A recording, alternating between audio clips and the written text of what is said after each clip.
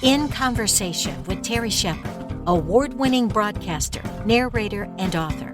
A deep dive into the writer's craft with the artists and support systems who create the stories we love. Today, we dive into a deeply personal and profoundly visual journey. A meditation on love, memory, and the power of holding on through letting go.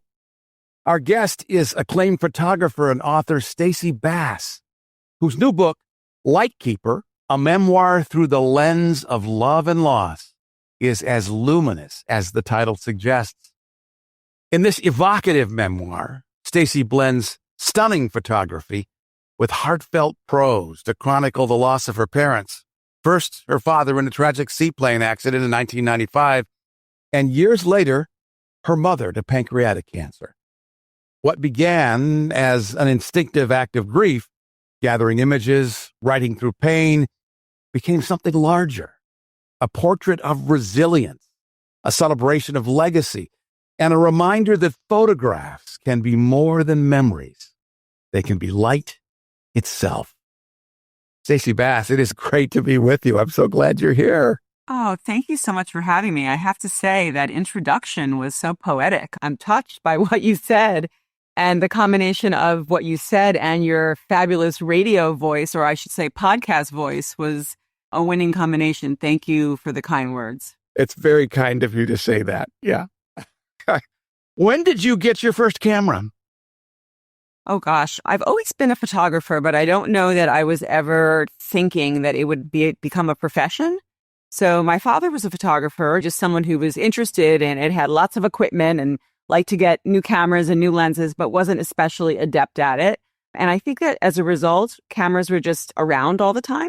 I remember taking photographs with little disposable cameras in camp. And you have to wait till you got home from summer camp to actually have them developed months later. So that was, and interestingly, in high school, I remember taking photos around the cafeteria and lunchtime and such, which I've looked back at recently and are really not good photographs. But interestingly, I think it was just something that was in me, and it was just a matter of the right combination of time and place to bring it out. Lightkeeper is such an evocative title. What does that word mean to you personally? Thank you for asking that. I'm sure you've spoken to lots of authors. The title of a book is such a tricky thing. It's so personal. And then, of course, later on, marketing people get involved and the publisher gets involved. And I was honestly a bit fearful that I came to the publishing process with this title. And I was a little bit nervous that someone was going to say, yeah, we don't know, Lightkeeper, I'm not sure, maybe not. And I was really committed to it being that. What it means to me is a multifaceted thing. It's literally keeping the light in its very basic form. And that's what photography is. It's literally keeping and holding light. So from that very basic level, in this case, it also means keeping the light alive of those who are gone, those who we've lost. So it was intentionally evocative to really help people to connect to what I was hoping to do with this work, with the writing. Writing for authors like us is a therapeutic exercise. When did you realize that those private writings that you were putting together and the photographs that you had taken might become a book? Not that early. I was in some ways, you could say, distracted by photography as a profession and really wasn't ever thinking, oh, I should write a book. I actually published several photography books, fine art photography books on landscape and garden photography. And that was a very comfortable, happy place for me to be. In each of those instances, I hired a writer who wrote the essays alongside. And at that time, it never really occurred to me that I should or could write those pieces that accompany the images, although I imagine I could have. I chose people who had experience in writing about garden and landscape photography in particular. So in this case, I think that moment happened when early on, I started sharing on Facebook just an occasional post about my father. This was early days of internet and early days of Facebook, where I would share an image of my dad, usually on one of three occasions, either his birthday, Father's Day, or the anniversary of the accident. And in connection with that, I would just share a photo with him with kind of a remembrance, if you will. And part of that was driven by the fact that there didn't seem to be any evidence of my dad's existence, at least broadly speaking in the digital world, as we all are so accustomed to Googling. If we Google either one of us, lots and lots of things will populate. When you Googled my father, at least back then, the only thing that came up was FAA information about the crash. And I started to feel that was so unfair. It was so not representative of who he was and the life that he led and how much he meant to so many people. And so I thought just doing this small gesture was a way of literally keeping the light of his life alive. And I really just did that for many years. I think this was at the time, people weren't quite using Facebook for that as commonly as they do now. It was much more like some happy vacation pictures, or this is what I ate for dinner last night at this restaurant, or whatever it was. And I'm certainly not claiming that I came up with the idea of sharing remembrances on Facebook, but I think now it's become something that people really do on the regular. And I think it's wonderful. It's actually, in my mind, it's Lightkeeping. All of those people are doing exactly what I was trying to do. Many years later, when my mom was diagnosed with pancreatic cancer, I think because of the lessons I learned from this tragic, accidental, instantaneous loss, was that here was an opportunity for me to do something different. I had a little bit of control. I had a little bit of time, an unknown amount of time, but something. And it was my idea. I asked my mom early on, and how would you feel if I shared what was happening with you and each day posted a picture on Facebook with a little sentence, paragraph, something about the image, something that the image opened up for me, something it made me, as I've said about my book, a portal into memory, the images as a portal into memory. And she, which was consistent with her, she was like, how long will this last? And she wanted to know logistical things about it. And I said, let's try for a year. Let's make a year be our goal, which would mean that she would still be alive. And so she thought about it and came back to me and said, okay, I think it's a good idea. Why don't you try that? And it very quickly turned into something very unexpected in terms of a groundswell of support around her, friends of friends, joining in the conversation, reacting to the post, asking her questions about the sweater she was wearing or the corner drugstore that she was standing in front of, or where did she go on that vacation, whatever it was.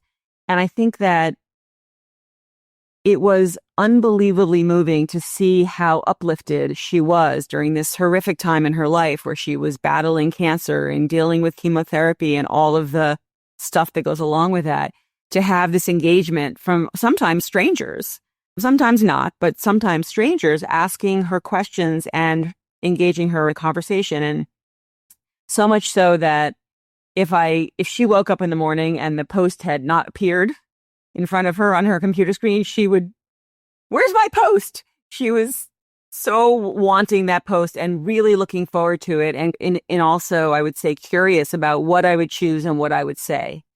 And I think to answer your question, which I haven't forgotten, about when did I realize that it could be a book, is that people started to tell me offline how much the process was helping them in their own relationships, that it was changing how they were dealing with their parent who perhaps was battling cancer, or a friend or whomever who was going through something. And it gave them, I think, confidence and really just impetus to behave differently, to think about things differently. And in the end, I feel like that living tribute, which I called I Love You, Mom, was really like a love letter that I got to write to my mother while she was still alive, that she got to absorb and experience and have and hold. And not that in our case, I know that this is not the case with all mothers and daughters, but in our case, there was no things that had to be worked through or things that could have been left unsaid in terms of like issues in the relationship. But yet, even in that very rarefied, wonderful situation that I had, I still had that opportunity to say everything I wanted to say, including things I didn't even know I wanted to say. And I think at the end of that, this book that I was writing, which really wasn't a book, it was just musings about my dad and trying to process the grief of what had happened. All of a sudden, it was like a two-part thing. I was writing about my dad, and then I was writing about my mom. And I thought, maybe there's something here. People were saying to me, like, this could help other people. So I think that was when it switched from something I was doing more in a journaling sort of self-help for myself into something that could or would be received well by people more broadly. Stacy Bass is our special guest. Her luminous book is entitled Lightkeeper, a memoir through the lens of love and loss. As you were talking, an image came into my mind that's one of my favorites about grief, and that is that grief itself never goes away. It's this ball that I imagine in a canning ball jar, right? Yeah. And we can't make it smaller, but we can make the jar bigger. How has this project changed your relationship with grief? It's such a beautiful question, and I love that image too. I think it was early on after the accident, many years after the accident, but still early days, that I remember realizing this is always going to be here. I'm not getting over this. I'm not ever getting over this. And then the sort of second part of it, which I think is super important, is I didn't want to. I really discovered I don't want to be done with, if grieving means remembering, thinking, sometimes happily, sometimes sadly, about the loss, I don't want to have distance from that. I want to have that in my life always. So the challenge then became how to do that and also live a fulfilling, joy-filled life where you can see beauty and have incredible relationships and not be in a ditch over something that tragically happened to you earlier on. And I think the sort of coexisting of those things, as you've alluded to, is really the challenge. I think that what I would say about how the book helped me in that way is toward the end of the process of writing the book, or in the last couple of years, really, I started doing EMDR trauma therapy, which I believe stands for eye movement desensitization and reprogramming. I think that's right. And putting aside the logistics of that type of therapy, the combination of that therapy that was focused on trauma and the writing, which for me was focused on trauma, those two things together, I have said, feels like a bit like the secret sauce that helped me get to a different place with this. I don't want to say the other side because, as you just suggested, like there really is no other side. But I do feel very strongly, and my husband would attest to this as well, I'm holding what happened and the losses in my body in a different way. Not, I wouldn't say in a more light way, but in a way that is more permeable. It's not, back to your analogy, the ball has mesh around it and things are coming in and out of it, if you will. And that feels like a much more natural way and much more sustainable way to live your life with something like this that won't go away. There isn't a single day that I don't think about my parents. A lot, not just like a passing thought, a lot, dwelling on it, but not dwelling on it in a way that I'm not able to get out of bed or function or interact or do other things in the world. And I think the writing has really helped me, even for people who do not consider themselves writers. That's okay. No one has to see what you've written if you don't want them to. And taking the time to sit, and even if you just take a notebook and stream of consciousness, jot down some of your thoughts, sometimes the literal act of writing, either with a pen or some people prefer a computer, but that sort of transference of what's in your heart and brain into another vessel, if you will, I think can be cathartic. I love how you describe your photographs as gateways to stories. Is there a particular image that holds a special memory for you in this book? There's 60 pictures in the book. And what was always my challenge and my goal with this book used to be that photographs in a book had to be sandwiched in the middle. If you remember, you would go through the book and then there'd be like a little section in the middle with different paper stock where you could look at the photos. And in this case, I felt that it was really important for each of the vignettes or chapters, if you will, to start with an image. And the image meant to be a jumping off point, a portal into a memory. And interestingly, the one that just came to mind when you asked me that question was one that it's not really a memory because I wasn't alive yet, but it's a photograph of my mother toward the end of the book that was taken by my father on their honeymoon. And I only found this photo recently, like just before when the book was in its final stages. It was actually a later added chapter. I found it accidentally when I was looking for something else in my stash of images and my binders full of slides. And when I found it, I gasped. It was one of those moments where I went, ah. Not only was my mother just radiantly beautiful in this image, but to imagine the appropriate parts of imagining your parents on their honeymoon and that new love and what the conversations were about as they were about to begin their life together as a married couple and possibly having children. I might have even been conceived then. Don't know. Timing sort of a little bit close. So I feel like that image is especially evocative for me because it immediately took me to that place in a broader sense than I ever obviously wasn't there to experience it. And not having found that picture before my mom passed, there really wasn't anybody I could ask about it. Exactly where was it? I believe it was Puerto Rico. I'm almost positive it was Puerto Rico on their honeymoon, but obviously she could have filled in a lot of blanks for some of the details behind that picture. It's also a beautifully composed picture. I give my father a lot of credit for that particular image. Yes, it really stands out in my mind, and it's something that I have printed and it's in my house, and I love to just walk by it multiple times a day, and it just makes me feel connected to my mom before she was my mom. The book is Lightkeeper, a memoir through the lens of love and loss. It was created by our special guest, Stacy Bass. This is your first memoir after 2 acclaimed photography monographs. What was different or vulnerable about writing this one? Literally everything was different.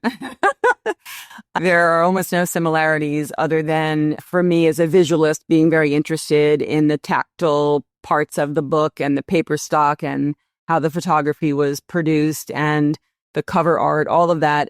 I guess those things were somewhat similar, but writing about something so intimate is obviously a huge difference from those books, which were not at all intimate. And I think it's been really a journey. I recorded the audiobook over the summer, which originally I didn't think there should be an audiobook or that I could do the audiobook, but ultimately they said there's going to be an audiobook. So you have to audition to see if you can be the reader, which I thought was interesting. But I understand. Okay, no problem. So I did audition and I ended up reading the book in a studio. And I have to say that it was a really intense, moving, I guess not surprisingly, but a very intense process because it was the first time I've actually said any of those words, or at least a lot of those words out loud.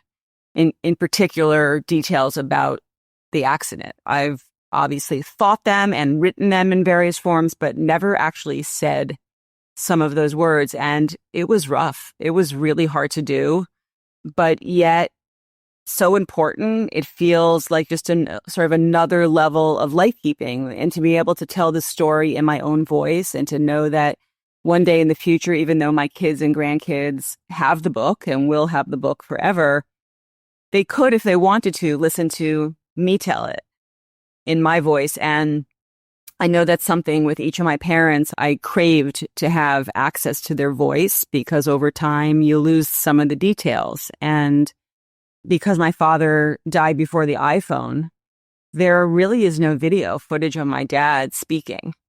And at one point in this long journey, it's been 30 years since the accident, this past August, or last month, I should say, I really became frenzied in trying to find, how am I going to find, I need to find his voice somewhere. Someone must have a video of this. And I asked his friends, does anyone have anything from a party or something that you just don't even realize you have? Could you go back and look? And it turned up with nothing. And that was really crushing to me in many ways. And so I was very focused when my mom was ill that I couldn't let that happen again. And so again, my mom, there was probably other random video from various occasions, but something like more intentional. And so I started to interview her, so to speak, asked her questions where I just recorded it. I wouldn't call it an interview. And she answered the questions. And some of the answers were answers I'd heard before, but I was capturing it. And even though all of those voice recordings are in my phone, I don't listen to them every day, but I listen to them every so often and when I need it most. And having access to my mom's voice in that way has been really such a gift. It's something I'm sharing now because I hope that other people will take a lesson from that we all have the ability to voice record, to tape record anyone every day, any day, at any moment. And we should use that for good, if you will. And I'm so happy that I have those recordings. And if ever I feel that I'm losing the timbre of her voice, I can get it again. And that's something that I really feel grateful for. And the audiobook version of Lightkeeper is a completely different experience than the visual. Because it's you. There is one thing about you actually winning the audition, which I think is hilarious. It's that it really is you, the most evocative way for you to be able to tell the story with your own words and your own emotions. And what you said about the revelations that came as you heard your own voice aloud, speaking the words, has to be powerful, both for us as listeners and for you as the reader. I think it really was. And to the credit of the audiobook team, Recorded Books at Tantor Media, they were my engineer. I guess I'm not sure if that's his title, but Pat, who was the guy who worked with me, incredibly lovely guy.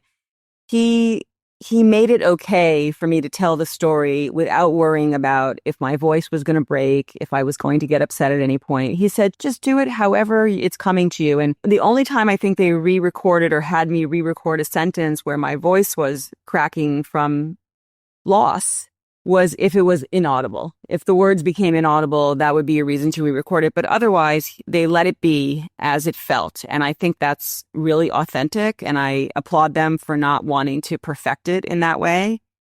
I haven't heard the book back. I haven't listened to it back. So I guess I'll hear it when it gets released next week alongside the book. But I'm looking forward to actually sitting with it in a quiet space and just listening to myself talk to myself. A little meta, but it should be an interesting experience. How has your relationship with photography changed as a result of this project? Oh, that's such an interesting question. I feel like I already had a pretty intense and loving relationship with photography. I think what it's done is it's elevated the value of all of those photos that everybody has their version of. It doesn't matter if they're perfectly focused or perfectly exposed or that the framing is exactly right. They're not intended to be published in that way. But the way that they are with their imperfections is so beautiful and so impactful. And I think what I've tried to advocate for people is to take those photos out and think about what's outside the frame. What happened just before that picture was taken, or what happened right after. Or if you can, talk to your friends and family members who might have some more context about the picture than you have and learn about what was going on outside the frame while you can. I think that for me, I'm a very organized, meticulous person generally. But interestingly, when it comes to these old photographs, as I've written in the book, I love that they're mushed together, intermixed, not organized as I would normally want them. There's something about the memories smushing up against each other that feels really real, what life is, and also what memory is. When my very first draft of this book had no arc to it. It was more, I felt, but this is authentic because this is how memories come to you. They're not chronological. They're not necessarily in an orderly arc. I understand why, from a book publishing standpoint, it was important to do that because other people weren't necessarily going to get what I was trying to do with that memory thing. Nevertheless, I still love that the photographs are coexisting And you never know if you just stuck your hand into a box of collective family photos and just pulled any out. The magic of not knowing what that would be and could be is wonderful. What do you hope your audience will take away from their encounter with Lightkeeper? I hope that it will empower them to think about photographs a different way, as we just discussed. I hope it will allow them to perhaps think about a loved one who is dying in a different way and potentially approach that process in a way that could be much, I don't want to say healthier. Part of me wants to say healthier and part of me doesn't. But in a way that in the long run can be something that really helps them and heals them. I think that a lot of the healing that I would have had to do post my mother's death, I did while she was here with her. And that was really a gift to us both. And I feel like that's something I would love for people to take away, that they can control some of that. So much is uncontrollable, of course, in our lives. But here's an opportunity, if you know it's coming, to maybe think about it a little bit differently. Take out your phone, ask your father or mother or brother or friend, remember that great time when we went to the Grand Canyon? Tell me about that thing. Remember when the stars, whatever the story is. I feel like having that in your pocket where you can reach for it at any moment is a pretty magical thing. How can people learn more about Stacy Bass? Thank you for asking. More about the book, you can go to lightkeepermemoir.com, and that will show you where you can find upcoming book talks, as well as where you can buy the book, an audiobook as well. And if you're interested in my photography, it's stacybassphotography.com, Stacy with no E. Stacy. Correct. The book is Lightkeeper, a memoir through the lens of love and loss. It is a beautiful tribute to a great pair of parents by a gifted photographer, our special guest, Stacy Bass. Thanks so much for doing this. Thank you for having me. This has been really a lovely conversation, and you're delightful. In Conversation with Terry Shepard is a copyrighted presentation. All rights reserved. I'm Lisa Davis. Join Terry Shepard next time in Conversation.